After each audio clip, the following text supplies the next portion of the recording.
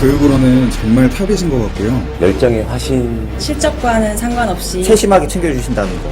박수받아 마땅한 진정한 챔피언이다.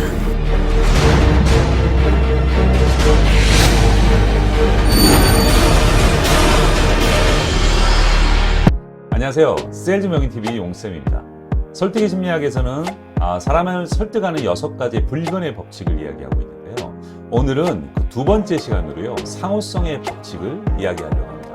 이 상호성의 법칙을 영업 실전에서 적용하는 방법, 지금부터 시작하겠습니다.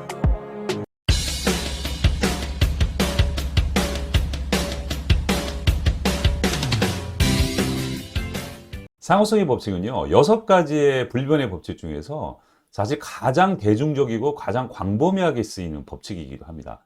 이 원리를 잘 이해하고 만일에 적용한다면 영업뿐만 아니라 다른 비즈니스, 인간관계에서도 아마 좋은 성과가 있으리라고 확신합니다. 그럼 상호성의 법칙의 정의에 대한 얘기부터 먼저 좀 해보겠습니다. 책에 있는 내용을 요약해서 좀 말씀을 드리면 첫 번째, 호의는 타인의 마음으로 들어가는 문이라고 얘기를 하고 있어요. 즉, 호의가 호의를 부른다. 누군가에게 호의를 베풀면 상대방도 나한테 호의를 준다는 거죠. 자, 두 번째는 여러분들, 영향력 있는 사람들은 먼저 다른 사람들을 돕거나 양보를 한다라고 되어 있습니다. 이미 이 원리를 알고 적용을 한다는 거죠. 자, 결론은 뭐냐? 상호성의 법칙의 정의. 우리는 다른 사람으로부터 받은 것을 갚아야 한다는 의무감을 느낀다는 겁니다. 자, 정리하자면 누군가에게 호의를 베풀면 그걸 받는 사람은 갚아야 된다는 의무감, 빚진 감정이 된다는 거거든요. 그래서 저는 빚진 감정 만들기, 나쁜 의미는 아닙니다. 그러니까 고마운 감정 만들기라고 표현한 겁니다. 그래서 빚을 졌다는 의무감이 일반적인 호감의 효능을 능가한다고 이 책에서는 사실 증명하고 또 실험을 하고 있는 거죠. 다음은요, 상호성의 법칙의 실험에 대한 얘기를 좀 말씀드릴 건데, 책에서는 이제 다양한 실험을 했었는데 대표적인 2가지 실험에 대한 얘기를 좀 말씀을 드려볼 거예요. 자, 첫 번째는 뭐냐면 기업체 직원들한테 실험 대상자들이죠, 설문조사를 의뢰를 하는 겁니다. 이제 3가지 방법을 썼던 거예요. 첫 번째 방법은 뭐였냐면 이 설문지에다가 포스트잇을 부착을 해서 거기다 내용을 작성하는 겁니다. 이 설문지를 좀 잘 작성하다 해달라라는 그런 내용으로 이제 표현하고 붙여놨더니 이걸 받아보신 분들 중 실험 대상자 중 75% 정도가 응답을 했고요. 그 다음에 이제 두 번째는 뭐냐면 그 대신 포스트잇에 아무도 적지 않은 거예요. 그러니까 빈 포스트잇을 붙여놨던 이런 대상자들이 있습니다. 응답률이 좀 많이 떨어지죠. 48% 정도가 나왔습니다. 세 번째는 뭐냐면 포스트잇이 미부착된 그냥 설문지만 이제 올려놓은 거죠, 책상에. 그랬더니 35% 정도의 응답률로 확실히 포스트잇의 내용을 적은 거하고는 확연하게 다른 이제 응답률이 나왔던 거죠. 자, 이 내용을 정리를 하자면 뭐냐면 부탁할 때 개인적인 정성을 많이 표현하면 할수록 부탁을 들어줄 확률이 높다는 거를 실험했던 거고 증명했던 이제 실험이기도 하죠. 이건 상호성의 법칙의 대표적인 예이기도 합니다. 두 번째는 여러분들이 많이 아시는 거예요. 이거는 레스토랑에서 서빙 직원들이 사탕을 제공하고 손님들이 팁을 주는 상관관계를 실험했던 이런 결과물이죠. 첫 번째 케이스는 사탕을 하나를 제공을 하면 팁이 3.3% 이제 증가를 하는 거고요. 사탕을 거기다 하나 더 해서 2개를 제공을 하면 무려 14.1%로 팁이 이제 증가를 하는 겁니다. 자, 다음은 뭐냐? 똑같이 2개를 주는데요, 방법을 달리하는 겁니다. 1개씩을 제공을 하고 가다가 다시 돌아서서 하나를 추가로 제공을 하면서 이렇게 얘기하는 겁니다. 손님, 이렇게 멋진 손님에게 제가 더 드리고 싶은 마음이 들어요 라고 사탕을 하나 더 주면 팁이 무려 23%나 이제 증가했다는 겁니다. 자, 똑같이 2개를 줬는데 방법을 달리했던 거죠.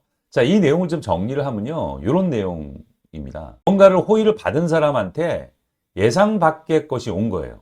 가다가 다시 하나를 더 준 거기 때문에요.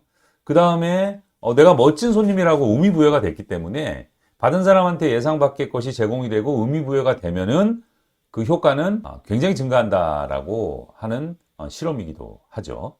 자, 다음은요, 상호성의 법칙 실전 적용을 들어갈 건데요. 실전 적용을 하기 전에 좀 정리를 하고 좀 들어갈 거예요. 자, 여기서 우리가 얘기하는 호의란 뭐냐면요.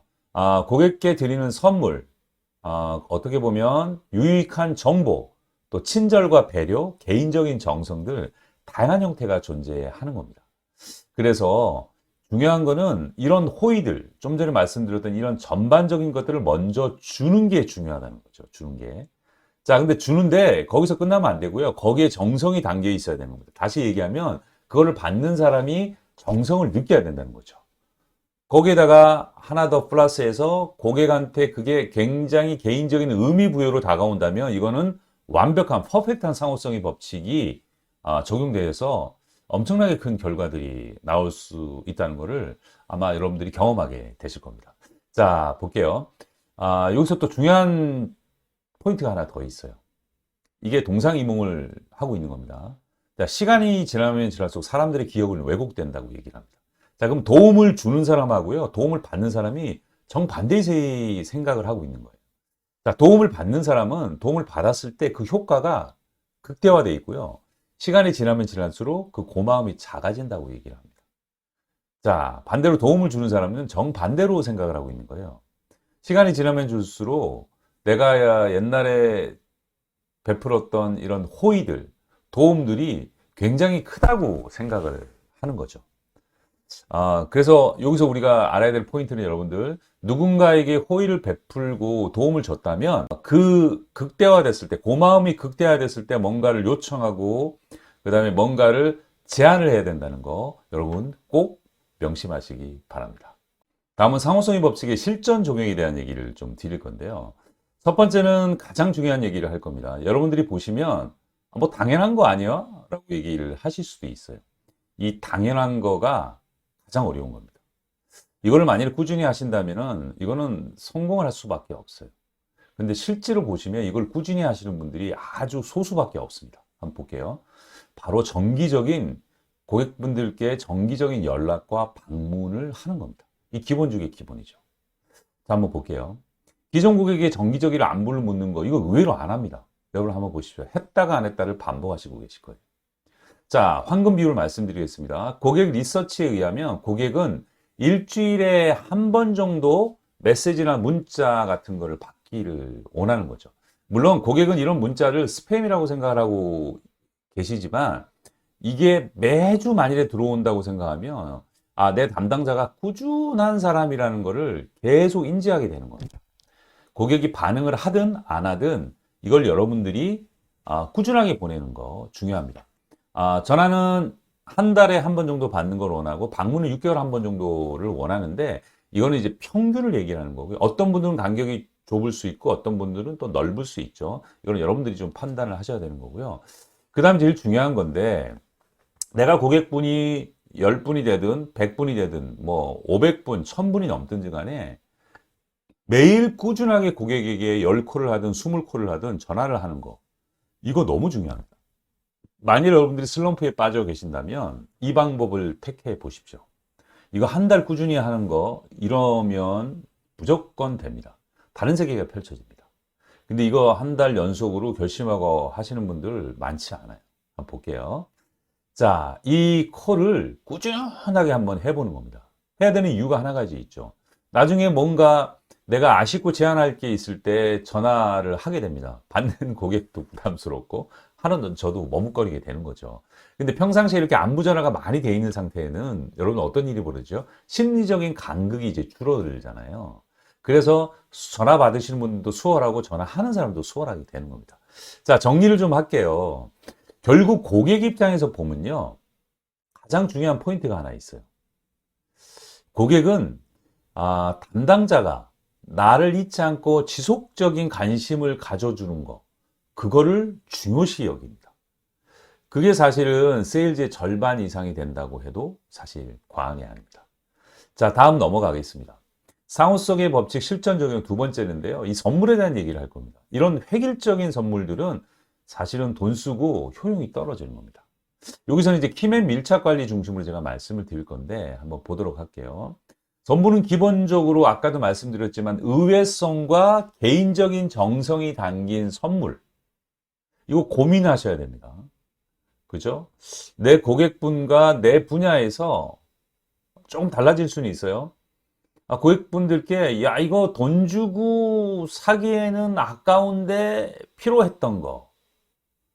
어떤 의외성들, 이런 것들이 적용되는 거고요. 아, 주는 사람이 이게 되게 정성을 들였구나라고 하는 그 느낌을 받는 게 굉장히 중요하죠.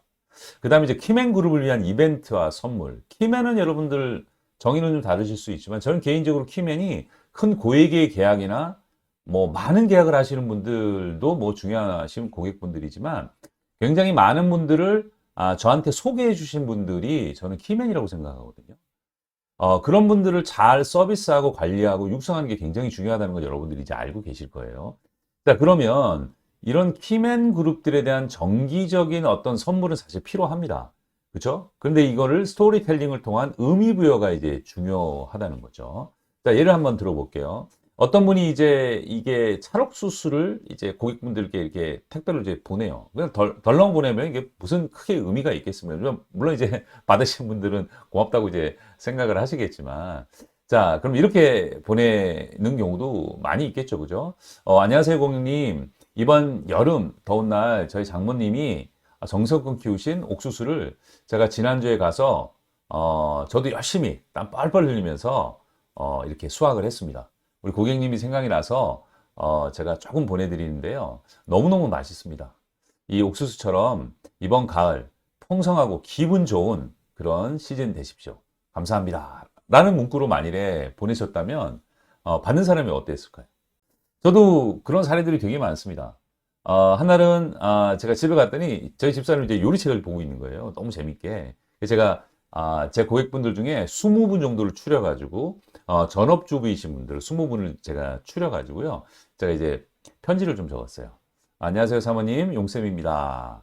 제가 얼마 전에 집에 들어갔더니 저희 집사람이 아주 재밌게 책을 읽고 있는 거예요. 근데 요리책인데 이렇게 심플하고 알기 쉽게 재밌는 요리책이 처음이라고 얘기해서 사모님이 생각이 좀 났어요. 그래서 제가 한 권 보내드립니다. 페이지 58페이지 보면요. 매운 코다리찜 저도 해먹었는데 너무 맛있더라고요.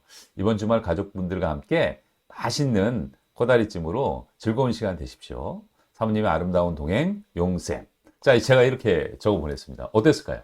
그럼 20분 모두가 이제 저한테 전화나 이제 메시지가 왔겠죠. 거기서 끝나면 하수, 고수는 어떻게 하죠, 여러분들? 네. 전화해야죠, 바로. 아우, 사모님, 이렇게 기뻐하시니까 너무 기분 좋습니다. 아이고, 별 말씀을요. 보통 이렇게 말씀하세요. 제가 도와드리는 건 없는데, 뭐 이런 것까지. 아니, 무슨 말씀이시냐고요. 제 고객이 되어주신 것만으로도, 저를 믿고 맡겨주신 것만으로도 너무 감사하죠. 근데 사모님, 1년에 2분씩, 좋으신 분들 소개시켜 주신다고 하셨는데, 지난 몇 년 동안 소개를 안 해주셨네요. 사모님, 제가 다음 주에 수원에 갈 일이 있는데요. 꼭 생각하셨다가, 주변에 계신 분들 중에 아주 좋으신 분으로 2분 중 꼭 좀 소개 좀 부탁할게요. 자, 여러분들 어떤 결과가 나왔겠습니까? 제가 이 20권의 책과 그 다음에 편지를 적은 거 가지고요. 17분을 소개받아서 그 중에 14분을 고객으로 새로 모셨습니다.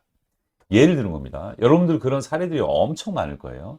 자, 이런 것들 잘 활용을 하시라는 겁니다. 이제 소개 확보와 추가 구매에 주요하게 쓰인다. 자, 그 다음에 제가 손편지에 대한 얘기를 좀 드릴 건데, 손편지를, 요즘 손편지 쓰는 사람 어디 있어? 라고 말씀을 하시는 분들도 계시겠지만, 의외로 손편지를 받아보는 경험이 굉장히 적어요. 귀찮기도 합니다. 손편지를 써서 굉장히 큰 효과들을 많이 보낼 수가 있어요. 근데 사실 이게 쉽지 않습니다. 웬만한 정성 아니면 힘니다. 그런데 제가 아는 동료분들 중에서는 이렇게 하시는 분들이 있더라고요. 중간중간에 이동하는 커피숍에 시간이 비잖아요. 거기서 조그만 이쁜 엽서를 가지고 이제 쓰기 시작하는 거예요.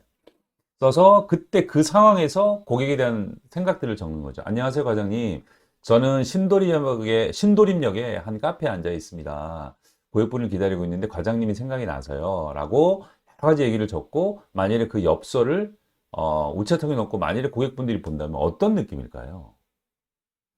나를 위해서 이렇게 신경을 써주고 관심을 가져주는구나. 그 효과는 기가 막힙니다. 자, 다음은요. 세일즈 과정에서 보여지는 정성입니다. 이거는 완전 정석이죠. 자, 여러분들이 고객을 만나서 세일즈하는 과정에서 기본적으로 꼼꼼한 상담 준비와 진행 과정에서의 고객의 만족. 이건 기본 중에 기본입니다. 그죠? 이런 것들이 이루어지면 고객이 만족했다는 얘기는 뭔가 받았다는 얘기거든요. 그래서 의무감이 생기는 거죠. 자, 그다음 두 번째는 뭐냐? 진솔하고 열정적인 태도와 자세. 이것도 굉장히 중요한 겁니다. 뭔가 고객에게 팔로우하고 상담하는 모든 과정이 열정적이고 진지한 사람들. 이거는 고객이 받은 느낌을 받는 거죠. 자, 다음은 뭐냐? 친절한 배려심은 기본. 신속하고 깔끔한 일 처리. 이것도 마찬가지입니다. 저는 좀 안타까운 건 뭐냐면 제가 뭐 어디 판매를 하거나 뭔가를 구매하기 위해서 전시장이나 뭐 여러 군데를 가보면 되게 퉁명스럽고 수동적이고 적극적이지 않은 이런 세일즈맨들을 볼 때가 있어요. 생각보다 많아요. 전 느끼는 게 있어요. 이거 100% 안 된다. 될 수가 없는 거죠. 뭔가 적극적으로 임하고 고객을 생각하고 아이 컨택하고 이런 모습들을 보여도 될까 말까 한데 저는 참 안타깝더라고요. 여러분들은 그런 모습을 보이지 않으시겠죠? 자, 다음은요. 고객의 이야기를 잘 경청하고 공감하는 것도 굉장히 중요한 겁니다. 고객의 얘기를 들어주는 거. 고객이 나한테 준 게 아니고요. 고객이 받은 거죠. 그러면 또 뭔가를 해소하려는 그런 마음이 드는 겁니다. 자, 마지막으로 네 번째를 한번 볼게요. 이거는 좀 어려울 수도 있어요. 영업과 직접 관련이 없어도 고객에게 먼저 주는 다양한 호의들이 있어요. 이거 좀 잘 하셔야 됩니다. 직접 영업과 관련 없고 고객을 서브하기 위해서 여러 가지 하다가 실속을 못 챙기시는 분들도 제법 생겨요. 이 균형감이 되게 중요한 겁니다. 이거 여러분들 잘 판단을 좀 하셔야 돼요. 자, 그 다음에 고객에게 도움되는 다양한 정보를 제공하는 거예요. 내가 판매하거나 제안하는 이런 솔루션이 분야가 아니더라도 고객에게 도움되는 정보를 다양한 형태로 보낸다든지 아니면 용쌤은 늘 와서 나한테 도움되는 정보를 주고 가는 사람이라고 이제 매번 각인이 되는 거예요. 효과가 굉장하겠죠? 자, 그 다음에 고객이 비즈니스에 도움되는 다양한 네트워크를 활용한다고 얘기했는데, 고객이 여러 가지 비즈니스나 여러 가지 일에서 뭔가 도움이 필요한 상황이 왔을 때, 나와 내 고객들, 내가 아는 인적 네트워크를 활용해서 다양한 분야의 사람들을 연결해주고 도움 줄 수 있는 사례들이 많습니다. 그걸 또 10분 활용하는 방법도 되게 좋은 방법이고요.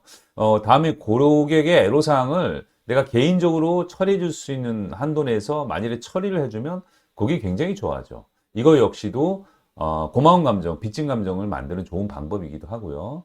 마지막으로 고객과 동행해서 어디에 간다든지 같이 뭔가를 봐준다든지 다양한 활동들이 있습니다.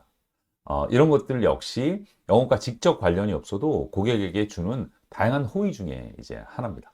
자, 그럼 정리를 한번 해보겠습니다. 상호성의 법칙이란 다른 사람에게 먼저 호의를 주고요. 거기에 정성을 더하고 의미 부여가 되면 굉장히 좋은 결과가 나온다라는 얘기고요. 사람들은 호의를 받으면 의무감이 생기고 빚진 감정이 생겨서 그거를 해소하려고 하는 것이 바로 상호성의 법칙이라고 하는 겁니다.